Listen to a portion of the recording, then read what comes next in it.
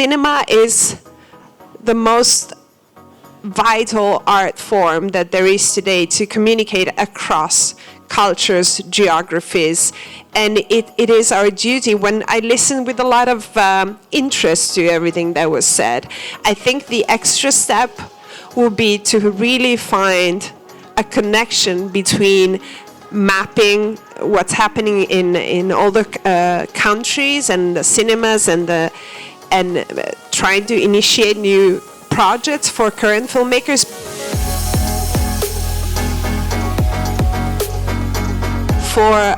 For the Film Foundation, as you all know about the Film Foundation, so I won't, be on that too long. But working at a project like this was more like trying to be instrumental to the work as opposed to trying to be leaders of the work. For us, it was really important to have FEPACI as the main partner and initiator. So it's we are there to facilitate the work that FEPACI tells us to do, basically, to let us know what the films are in danger, what the countries, what the filmmakers that we don't know. We are very ignorant of a continent that's 3 times the US, and with more than 1,000 languages, with more than 50 countries, we are very ignorant. So we need the lead of those who know, of the network of scholars, of archivists, of filmmakers, documentary, to lead the way. So we wanted to start with films because sometimes in this kind of meetings, we talk about cinema, and after a little bit, we forget about what we're talking about. Nobody would ever ask, why is it important to preserve the Sistine Chapel, would it? Would we let the colors of the Sistine Chapel fade or the plaster fall?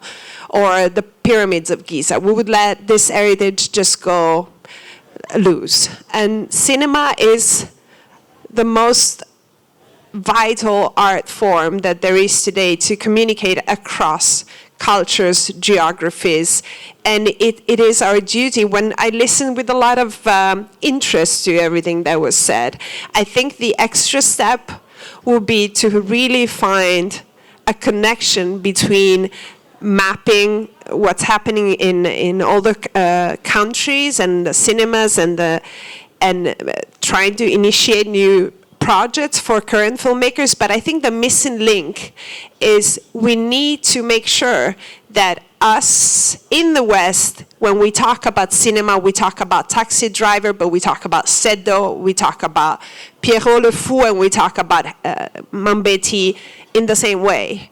And we talk about L'Actaramina, and we talk about Fellini in the same way. We still don't do that because we don't get to see those images. We don't get to see those films. And I think that all filmmakers, regardless of their cultural identity, need to tap into their history, into their images, into their art, to produce more art, to produce more vision. And if you think that in the history of cinema, cinema was not given in the African continent, it was taken. It was taken roughly 60 years after everybody else.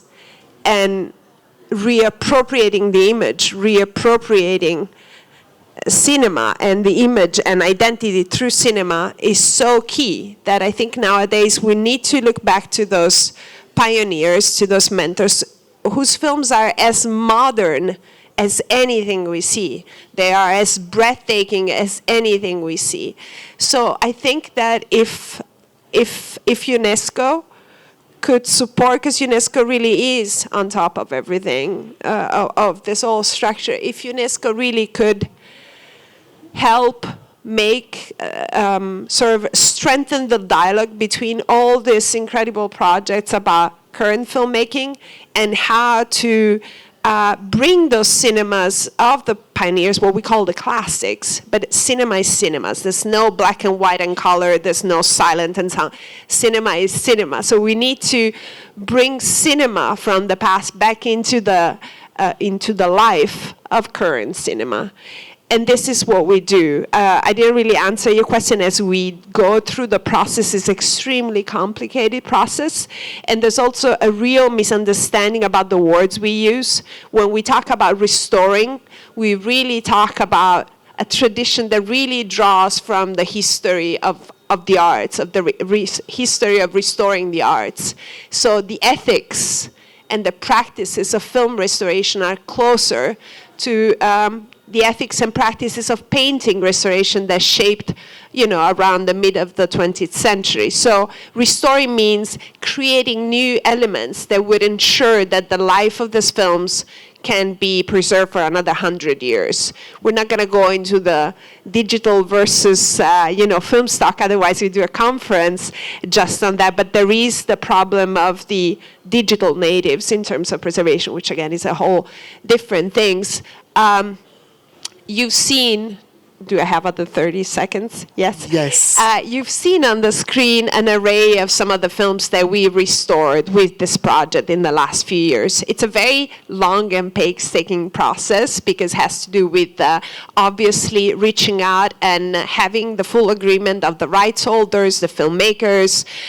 It means locating the best surviving elements, which in some instances is really hard.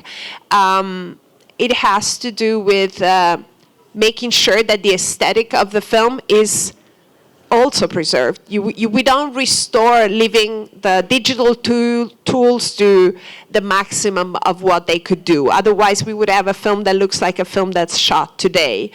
The digital technology today is too powerful. We need to control the digital technology with a photochemical mind, with the mind of a historian, with the mind of somebody who knows cinema, what cinema looks, what the grain looks in the 70s, what the black and white of the Nouvelle Vague, how is that different from Italian neorealism? How is that different to Saint-Ben's black and white?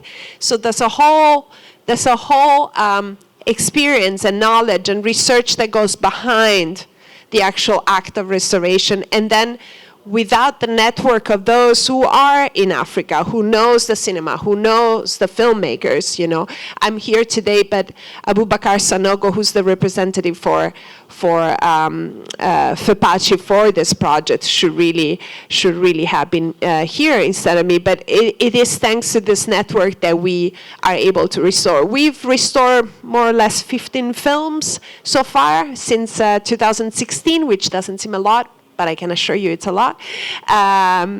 We've restored Chronique des années de presse by Lakhdar Hamina. We've restored Sambinzanga by Sarah Moldor. It took us 3 years to do that. We restored Munamoto and La Femme au Couteau, two films that were really considered quite unknown in the circle of even cinephiles that I know, and that now travel for over 40 different festivals around the world. We need to bring those films back in a cinema, because the collective experience of cinema is what made us fall in love with cinema, and I think it's what can still inspire.